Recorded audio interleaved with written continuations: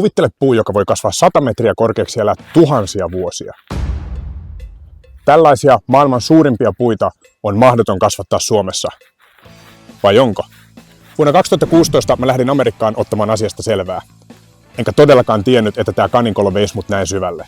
Nyt 9 vuotta myöhemmin mä oon kokeillut lähes kaikkea mahdollista saadakseni punapuut kasvamaan Suomessa ja tehnyt samalla myös suurin piirtein kaikki mahdolliset virheet. Pala palalta mä oon alkanut murtaa tätä arvoitusta ja riippumatta siitä paljonko tiedät etukäteen punapuista, niin mä lupaan, että tuut yllättyyn. Tuu mukaan, niin mä näytän sulle kaiken.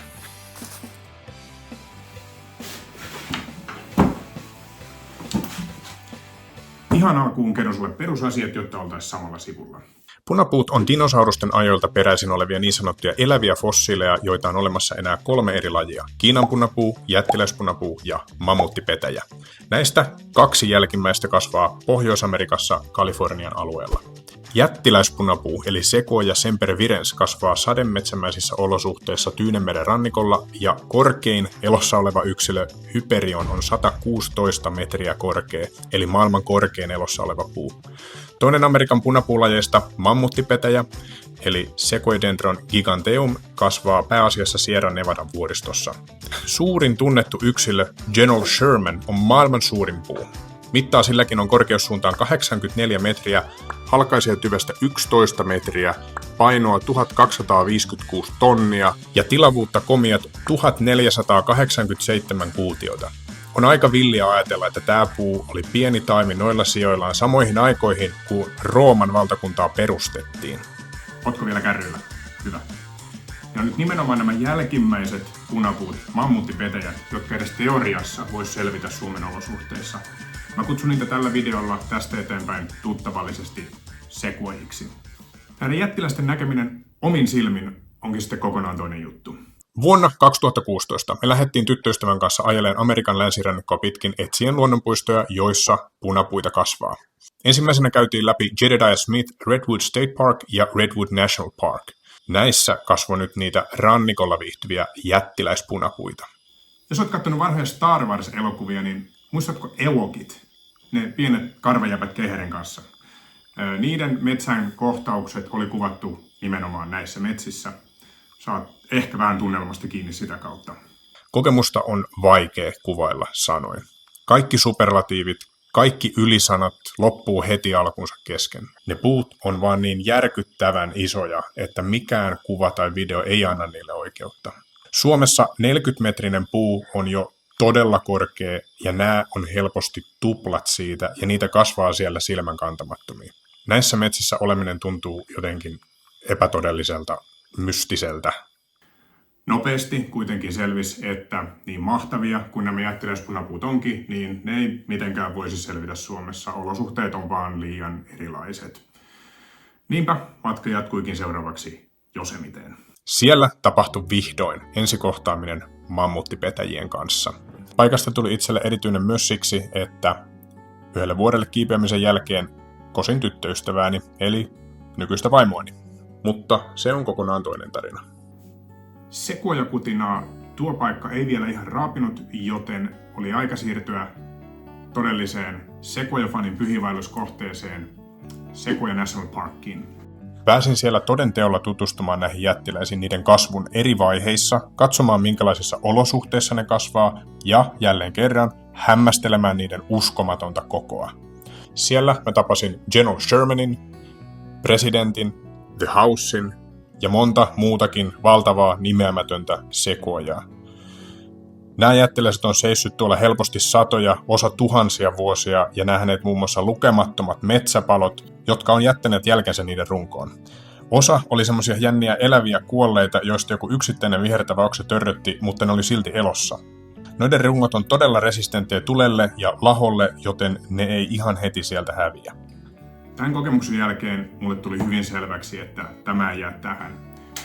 Mun oli tuotava osa tätä kokemusta mukanani Suomeen. Tuossa vaiheessa mulla ei ollut mitään kokemusta punapuiden tai oikeastaan minkään muunkaan puun kasvattamisesta, ja mä asuinkin siinä vaiheessa vielä kerrostalo-kaksiossa. Mä olin tosin ennen reissua laittanut elämäni ensimmäiset tammenterhot Itämään multaan, mutta that's it.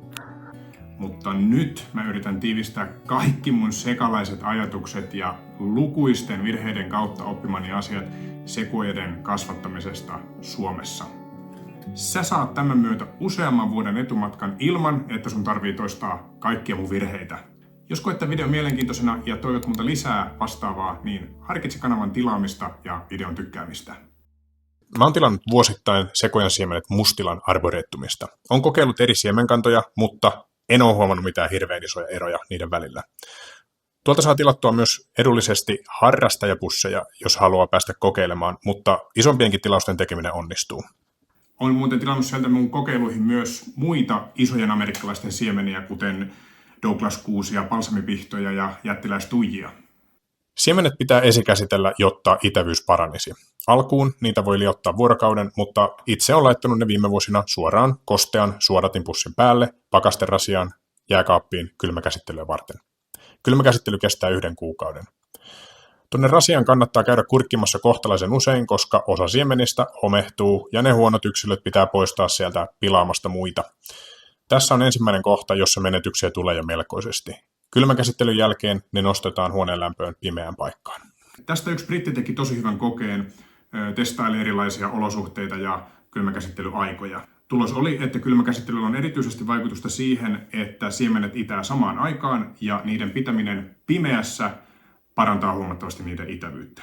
Laitan linkin tuohon videoon tämän videon tietoihin, jos sua kiinnostaa tarkemmin. Siemenet alkaa sitten viikon parin kuluessa itää ja niitä saa tuppailla multaan. Havupuille tyypilliseen tapaan multa saisi olla mielellään hyvin läpäisevää ja ei kalkittua. Mä tapaan sekoittaa ihan hiekkaa, vermikuliittia tai perliittiä tuonne mullan sekaan. Siementä ei laiteta kovin syvään, mutta on huomannut, että tuo siemenkuori irtoaa paremmin, kun taimi itäessä joutuu tavallaan ponnistamaan mullan läpi ja siemenkuori hinkkautuu irti. Osalla se ei irtoa lainkaan ja käytännössä nämä taimet kuolee aina. Mä oon usein laittanut vielä mullan pintaan kerroksen hiekkaa pitämään olosuhteet tasaisina ja estämään harsosääskien ja sienitautien juhlat. Jos sulla on paljon siemeniä, niin niitä voi hyvin laittaa samaan ruukkuun useammankin, koska menetyksiä myöhemmin kyllä tulee. Niiden kotiseudulla ne näyttikin kasvavan usein pienissä ryppäissä. Ehkä ne saa toisistaan jonkin verran suojaa. Mä oon yleensä tehnyt nämä ensivaiheet talvesta ja avustanut taimia tarvittaessa UV-valolla. Kesään mennessä ne onkin yleensä jo ihan kivan kokoisia ja niitä voi siirtää isompiin rukkuihin. Mä oon kokeillut vähän kaikkea AirPoteista maitotölkkeihin ja ihan perusmuovirukkuihin. Vaikea sanoa, mikä on ehdottomasti paras, mutta vaikuttaisi, että syvät ruukut antaisi puulle mahdollisuuden kehittää syvät juuret ja sitä kautta parhaan mahdollisen alun. Tässä kohtaa mun kokeilussa alkaakin tulla sitten isompaa hajontaa. Ekasta kesästä nämä selviää yleensä tosi hyvin pihalla, kun vaan muistaa kastella. Ovat itse asiassa aika nopeakasvuisia ja tuuheita pikkutaimia jo loppukesään mennessä. Mä en oikein tiennyt, mitä niille pitäisi tässä kohtaa aluksi tehdä, joten ensimmäisenä vuosina istuttelin niitä suoraan maahan kesän päätteeksi 3-4 vyöhykkeelle. Lähes kaikki kuoli, mutta hieman yllättäen yksittäisiä taimia sieltä kuitenkin selvisi talvesta. Ja se onkin itse asiassa kevät, joka nämä pikkutaimet yleensä tappaa. Vuoristossa kasvavat sekuajat ei ole tottunut siihen, että maa on vielä syvälle roudassa ja armoton kevätaurinko jo paistaa. Ne taimet, jotka mulla selvis, kasvoi metsän siimeksessä, vaikka jonkun katajan katveessa tai muulla suojaisella paikalla, ja yleensä tuolla paikalla oli myös paksu lumipeite talven ajan. Sierra Nevada vuoristossakin lämpötila voi pudota -30 paikkeille ja lunta on vielä huhtikuun lopussa, mutta maaperä on vuoristossa tosi läpäisevää ja sulamisvettä on paljon tarjolla. Mulla ei ole valitettavasti kauheasti kuvamateriaalia noilta ajoilta, mutta annoin taimia aikanaan yhdelle tuttavalle, joka sai yhden sekuajan selviämään maassa useamman vuoden pienenä taimena Nokialla. Sekin on sittemmin valitettavasti kuollut. Seuraavaksi tein kaikista pahimmat virheet. Ajattelin, että antaa niiden sitten talvehtia ruukuissa. Siirsin niitä kylmään varastoon rahkasammalla peitteessä, pidin lumen alla pihalla, kokeilin erilaisia menetelmiä. 100% kuolleisuus. Siinä olikin itse asiassa semmoinen aika masentava muutaman vuoden jakso, kun yhtään taimea ei selvinnyt talvesta ja mä kasvatin niitä kuitenkin satoja. Mä aloin itse asiassa tässä kohtaa jo vähän luopua toivosta. Toisaalta mulla oli jo usean vuoden ajalta kertynyt paljon tietoa näiden kasvattamisesta ja mä olin nähnyt kuvia, kuinka niitä kasvaa jo ainakin Ruotsissa ja Norjassa. Brittein saarilla näitä on nyt tosi suurikokoisiakin, sinne niitä on siirretty jo 1850-luvulla.